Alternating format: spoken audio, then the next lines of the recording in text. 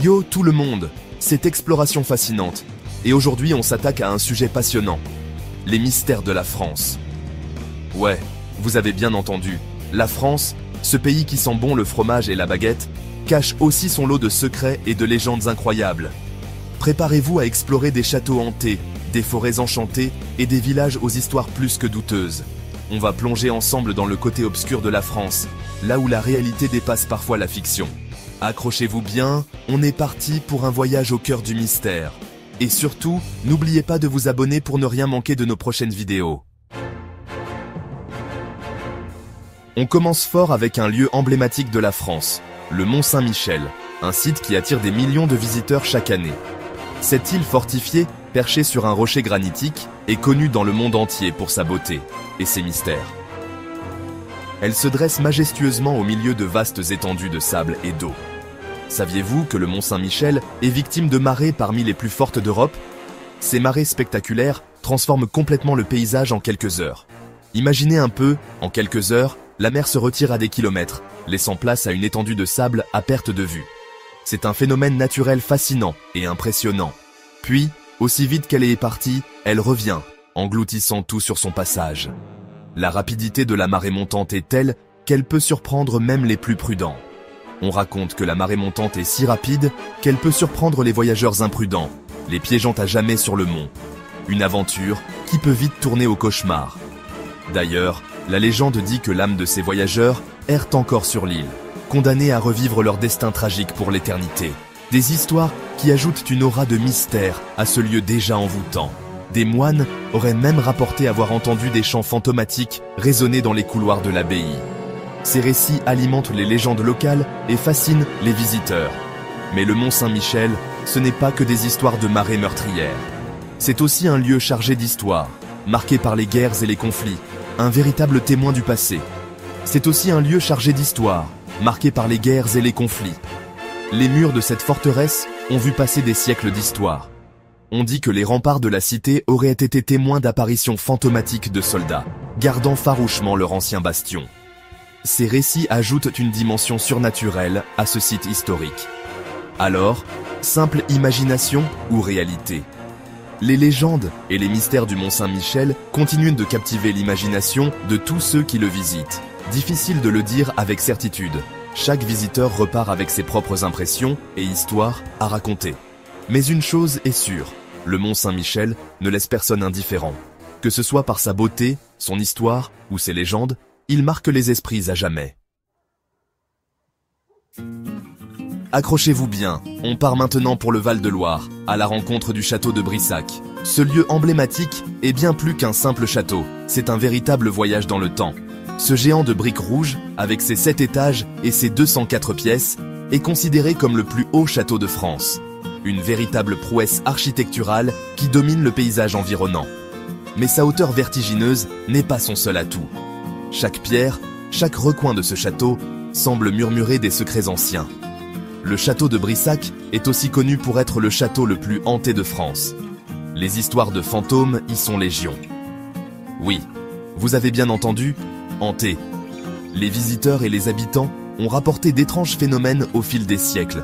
On raconte que les couloirs de ce château résonnent des murmures du passé, des gémissements fantomatiques et autres bruits inexpliqués. Des sons qui glacent le sang. L'histoire la plus célèbre est celle de la Dame Verte, le fantôme d'une femme assassinée par son mari au XVe siècle. Une tragédie qui a marqué les esprits. On dit qu'elle erre dans le château, son visage verdâtre éclairé par une lueur spectrale, terrorisant les visiteurs imprudents. Son apparition est à la fois fascinante et terrifiante. Certains disent avoir entendu ses cris déchirants dans la nuit. D'autres affirment l'avoir aperçu dans les miroirs, son reflet fantomatique les fixant avec une tristesse infinie. Des témoignages qui laissent perplexes. Alors, simple légende ou réalité? Les avis sont partagés, et le mystère reste entier. Difficile de le dire avec certitude. Les histoires de fantômes ont toujours une part de mystère. Mais une chose est sûre, le château de Brissac est un lieu chargé d'histoire, où le passé et le présent semblent se confondre dans un ballet mystérieux. Un endroit où chaque visiteur peut ressentir la présence du passé. On quitte les châteaux majestueux et imposants pour s'aventurer au cœur de la Bretagne, une région riche en histoire et en mystère, dans la mystérieuse forêt de Brocéliande, un lieu empreint de légendes et de récits fantastiques.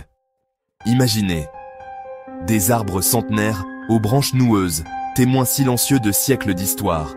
Une végétation luxuriante qui semble tout droit sortie d'un conte de fées, où chaque feuille murmure des secrets anciens, et une atmosphère étrange, presque magique, qui enveloppe chaque recoin de cette forêt enchanteresse.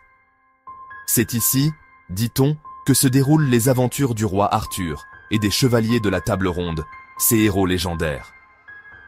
La forêt de Brocéliande est imprégnée de légendes arthuriennes, des histoires de magie, de courage et d'amour courtois, qui ont traversé les âges. On raconte que Merlin l'Enchanteur aurait vécu dans ces bois, utilisant sa magie pour protéger et guider les âmes perdues, enseignant sa sagesse à ceux qui osaient s'aventurer dans son domaine mystérieux et sacré. On dit aussi que la fée Viviane aurait emprisonné son amant Merlin dans un chêne enchanté, le condamnant à un sommeil éternel, un sortilège puissant et tragique. Et que dire du Val sans retour, ce lieu nimbé de mystère et de magie, où la fée Morgane aurait emprisonné les amants infidèles, les condamnant à errer pour l'éternité? La forêt de Brocéliande est un lieu où la frontière entre réalité et imagination est mince, où chaque pierre, chaque arbre semble murmurer des secrets ancestraux, invitant les visiteurs à découvrir ces mystères cachés. Préparez-vous à une nouvelle dose de mystère, car on met le cap sur le village de Rennes-le-Château, dans l'Aude.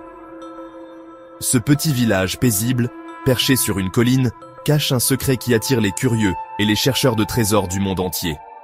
Tout commence à la fin du 19e siècle, lorsque l'abbé Saunière, curé du village, découvre un mystérieux parchemin caché dans l'église.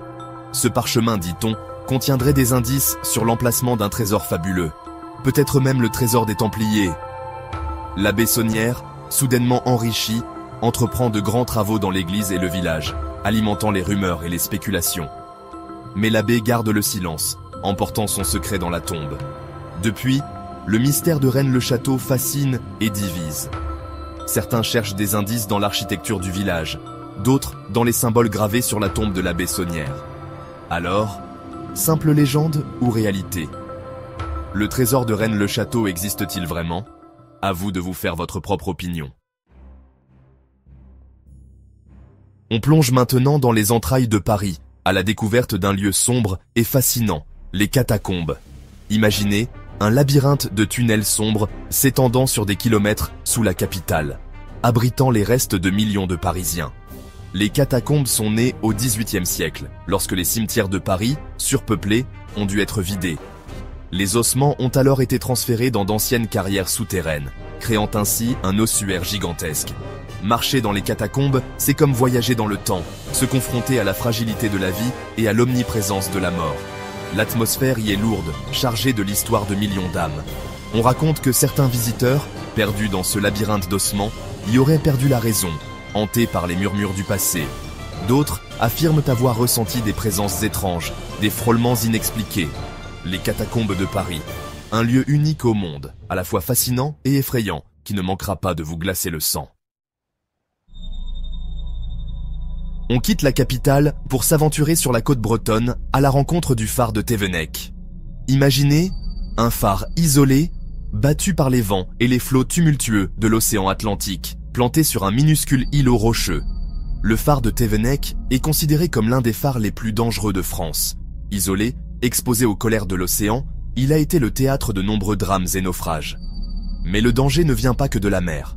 On raconte que le phare de Thévenec est maudit, hanté par les âmes des gardiens qui y ont perdu la vie.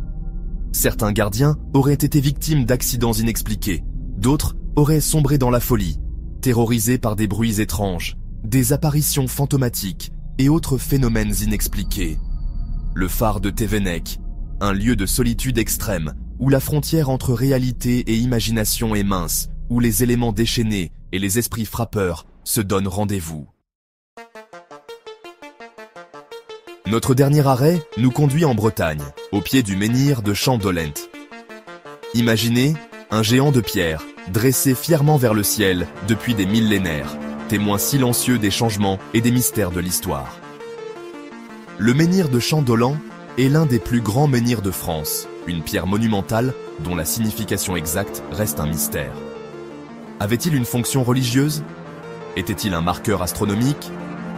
Ou bien servait-il à autre chose, quelque chose que nous ne pouvons même pas imaginer? Ce qui est sûr, c'est que le menhir de Chandolan est un lieu chargé d'histoire et de légendes. On raconte que des druides y auraient pratiqué des rites ancestraux, invoquant les forces de la nature. Certains disent que le menhir serait capable d'exaucer les vœux. D'autres, qu'il dégagerait une énergie particulière, une aura mystique perceptible par ceux qui sont réceptifs. Le menhir de Chandolan, un vestige du passé nimbé de mystère qui continue de fasciner et d'interroger les visiteurs du monde entier. Et voilà, c'est la fin de notre exploration des lieux les plus mystérieux de France. J'espère que ce voyage au cœur du mystère vous a plu. N'hésitez pas à me dire dans les commentaires quel lieu vous a le plus intrigué, et si vous avez déjà eu l'occasion d'en visiter un. Et surtout, n'oubliez pas de vous abonner à Exploration Fascinante et d'activer la cloche des notifications pour ne rien manquer de nos prochaines aventures. On se retrouve très vite pour explorer ensemble de nouveaux mystères, des histoires incroyables et des lieux fascinants aux quatre coins du monde. À bientôt.